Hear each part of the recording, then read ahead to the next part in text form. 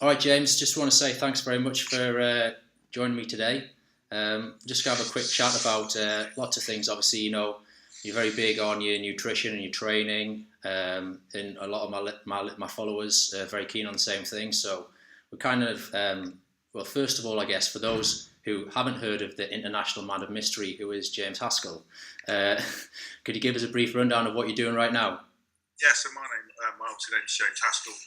I've been playing professional rugby for about 11 years. I'm currently playing for London Wasps. Yeah. I'm trying to get back into the England side, which is taking obviously a bit of time because they're playing very well. Mm-hmm. And I run a fitness business called Bodyfire, jhbodyfire.com, and I've basically got a YouTube channel as well, and it's just something that I've really developed from there. It's something I do in my spare time, but I've basically lived my lifestyle a certain way for the last 10 years. It's taken me around the world. I've been to Japan, New Zealand, and Paris. Yeah. And I've sort of done that in a certain way, and I've always enjoyed my training and physical fitness, and I wanted to try and share that with people, really, and try and get people to enjoy the Bodyfire lifestyle, and that's what I've done now. Yeah, I mean, I've seen a lot of your videos on the Bodyfire channel, James, and I can say to anybody watching this, definitely recommend checking them out because they're great content and lots of variety in there. So fair play. It's a good resource, definitely a good resource. So thanks for putting those on. No, that's good, man. I think for me as well, the YouTube's such a key tool because it's people would have you believe that health and fitness and nutrition and everything has to be rocket science, and I believed 99% of the time it doesn't need to be like that. If you want to drill down to the science or a fitness model or a professional athlete, then you need to take things up the next level. But for most people, it should be pretty simple and engaging, and that's what I try to do with YouTube. Try to make it really easy for people to follow. So every time they watch something about Bodyfire, they can take it and add it into their own lives. Cool. So I want to take it back, James, to sort of when you're in your teens. My first question is: have you always been ridiculously massive? No, I was actually quite a tall, skinny kid but I basically was quite tall and skinny up to about age 15, 16, and I didn't get into England under 16s rugby team, and I took that as a big knock. I trialled and I never really competed and win or lost anything. Do you know what I mean? It didn't really ever matter. And when I missed out, I really took it as sort of as an opportunity to either give up or get better. And a one of my family friends was a personal trainer, a guy called Henry. And I basically trained with him, and that's why I developed my attitude to training and fitness. We used to train twice a week. Yeah. We used to come into school, and I didn't stop. And I came back the following year in really good shape, and got into the England under-18s, and I've never looked back. And my addiction to training and fitness and nutrition has stayed there ever since. Great. And just on the sort of the mindset, how you're approaching your training, James, read a few of your posts that you've put on in the past, but do you think that disappointment at 16 has helped as a motivating factor to help you drive on from there?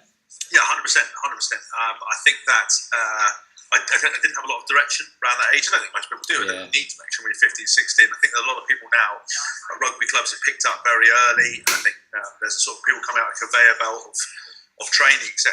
And to be honest with you, I was like anyone else. I didn't necessarily want to be a professional rugby player. I just wanted to have a bit of fun. And then I didn't get into England, and I basically discovered my love for training. That was either because of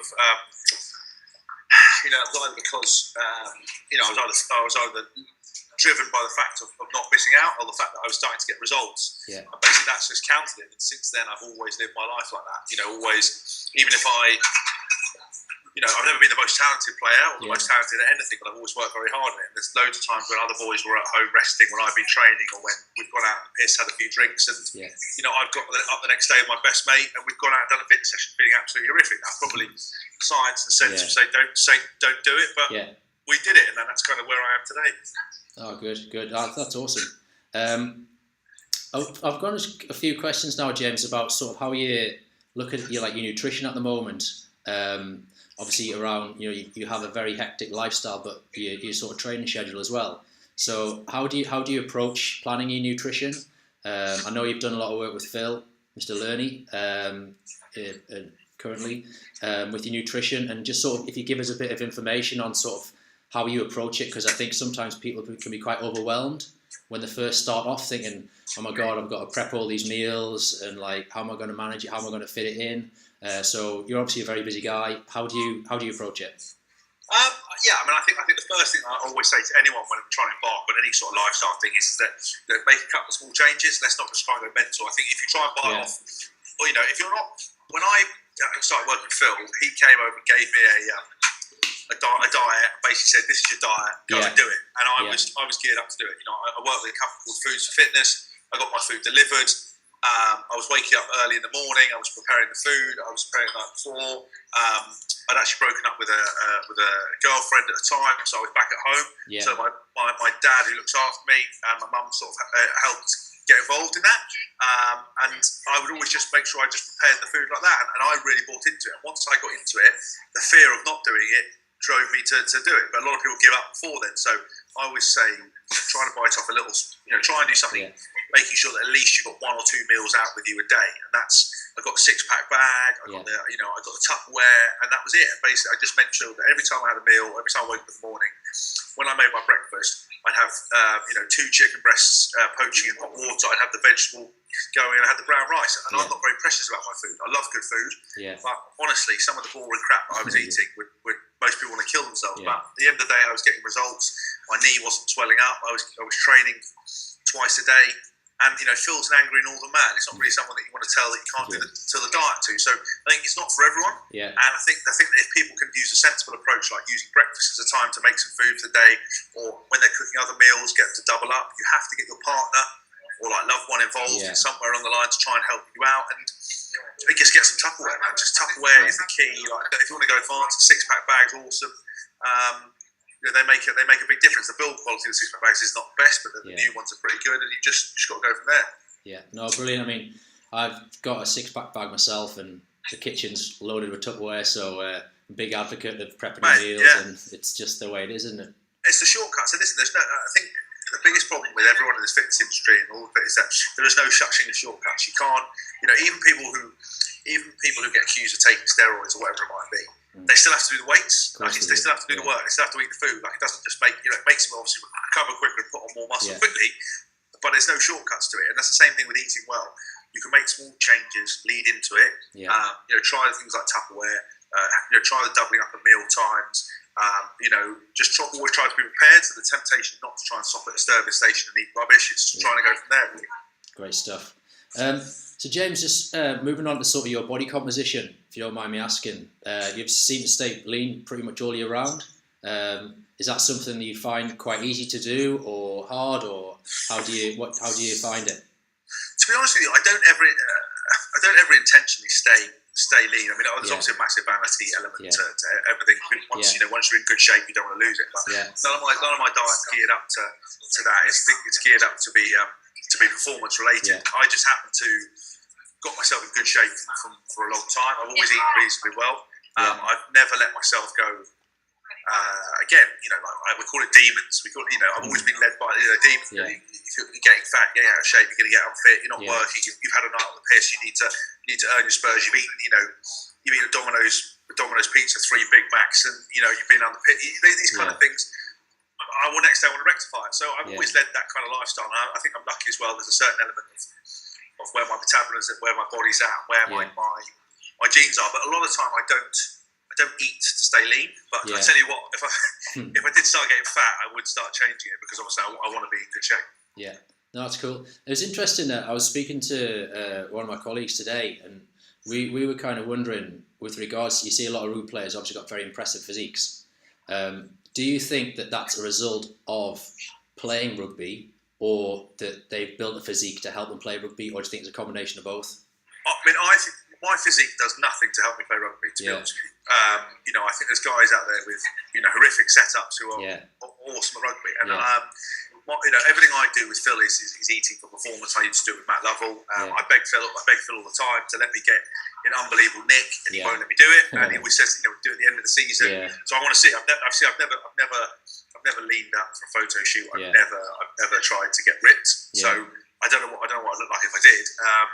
But most of my stuff is performance, and my body is a byproduct of the training I did. It's a byproduct of the training I did for the 5 years, 6 years before I started playing professional rugby. And then when I was at Wasps early doors, their mentality was to put me out in the gym for the first year because I wasn't ever going to play first team. Okay. So put me in another player called Tom Rees in the gym, just made us work out, and then just obviously also having a really good family support system. My mum, looking after me really when I was at home.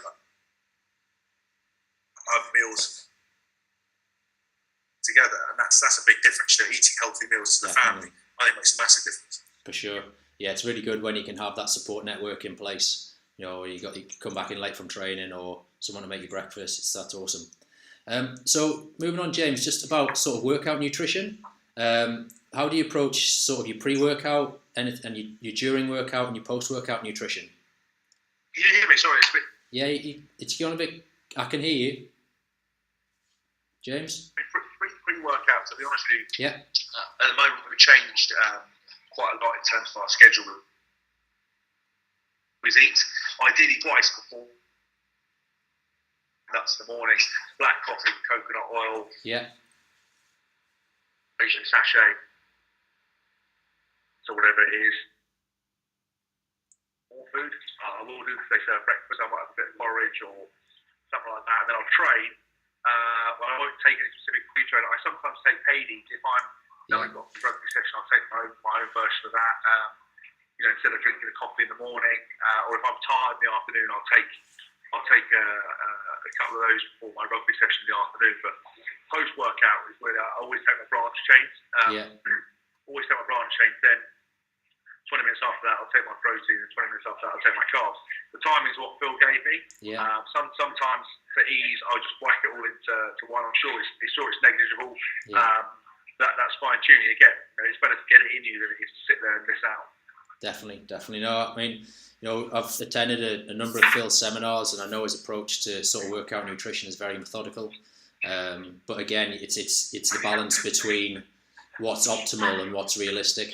Like, 100%. It's not realistic for me to pile in loads of try to do the separation. I need to get that in me. Yeah. We're doing on to the next training session, or I've got to get in the car, and then ideally most of my nutrition to try and get some food. So I'll have that as my one sort of shake or whatever it is, and then everything else will come from food.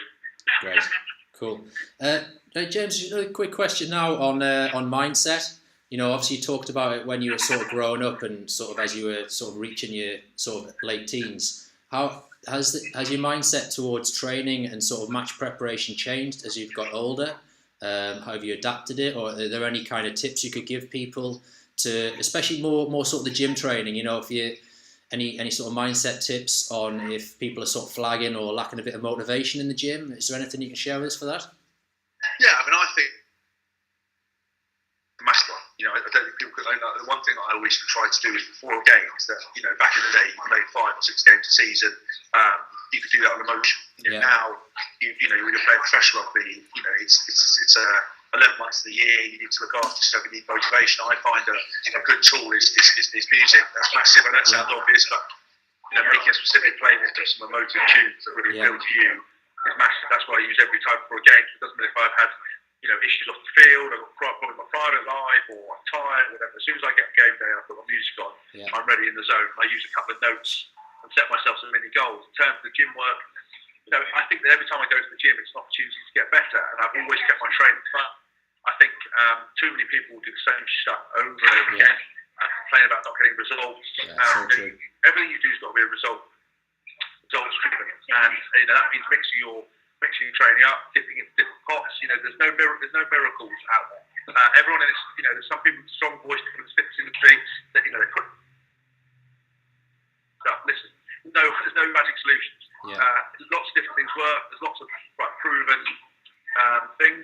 All you've got to do is find something that works for you. Stick with it for 5 or 6 weeks. If it doesn't work, you then adapt it. I mean, I do a bit of CrossFit. I do functional fitness. I do boxing. I do MMA training. I do rugby training. I do functional fitness. I do mobility, I do yoga. All this stuff keeps me interesting, and my rugby stuff is a core, but I then get more excitement out of trying to learn to do, say, CrossFit. I want to learn to do a handstand. I want to do walking handstands. I learned to muscle up the other day.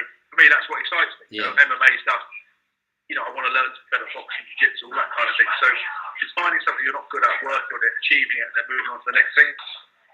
Oh, great, I'll just say as well, having open-ended training. is rubbish. Like, pick a goal. So if you want to be super ripped, train to be super ripped. Once you achieve super rippedness, then work on something else. Don't go, I want to be ripped, fit, strong. You can do it all over to progression, but work on some targets. Find some targets that you like and do that. Yeah, no, I'm a huge advocate of that as well, James. You know, like if every training session, I think it was, you know, Arnold Schwarzenegger once said, if you go to a gym without a goal, it's a waste of a session. You know, like everything should be focused on a specific goal. Give yourself a time frame to achieve that goal, and then move on. So, because otherwise, how are you going to know if the training's working, right? Yeah. Plan. In everything you're doing, you need to have a plan.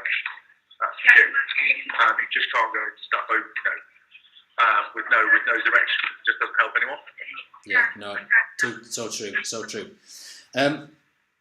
Yeah, finally, James, I've got another question. You'll have played rugby in Ireland, right? Before. Bit of a light-hearted question, James. I'm actually off on my stag do this weekend to Dublin, and I wonder if you had any tips for surviving the nightlife over there. Thank you. Yeah. Yeah, I give you lots. You need to put yourself a little pre-stag, pre-holiday package. You've got to get yourself. You've got to get yourself a rocker. Yeah. What's that? It's a vitamin C. Yeah. What else like it? Some aspirin. I'm trying to think what else. Some ZMA. Yeah. There's also that other HTP5. Oh, 5-HCP, yeah.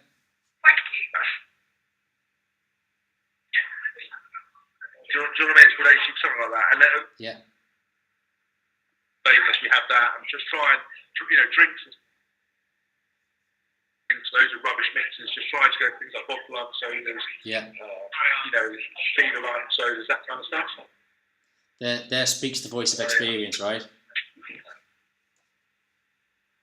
then every time you go to bed, have a dial like sachet. Yeah. Ask you, James, just before we wrap it up there, just say thanks again for your time today. Obviously, got a lot of my followers are big fans of yours. There's in particular two girls called Ruth and Jane, are very big fans of yours. Would you be able to say hello to them before we wrap it up, please? Sorry, say that again, mate. You cracked up a bit then. Okay. Two of my followers, Ruth and Jane, are very, very big fan of yours. Would you be able to say hello to them for me, please? Otherwise, hello, girls. Yeah. Hello, girls. How are you? I'm single, by the way, if anyone's interested. I'm sure they'll be very interested to hear that, although I know they're both engaged, so I'm sure their fiancés probably would see that as quite bad news. Okay, well, yeah, potentially. I don't want to break up any relationships, a lot about that. Yeah, but I just want to just say thanks again, James, for taking the time out to speak to us today. Your YouTube channel is great, your products are fantastic, and I wish you all the best to get back in the England rugby team as well, most importantly. No problem, mate. Sorry I got interrupted a little bit there, but the life in international man of mystery, as you said, is never an easy one. I'm on Shoreditch roof at the moment. That's it. You need to go back to Q and get some better gadgets to help you with your communication. So that I do. But hopefully we've got enough out there that people will be interested. No, it's great, James. I'd love to speak to you again in the future, but thanks again for now. I really appreciate that. Anytime you want. Thanks very much. Take care. Bye now. Bye.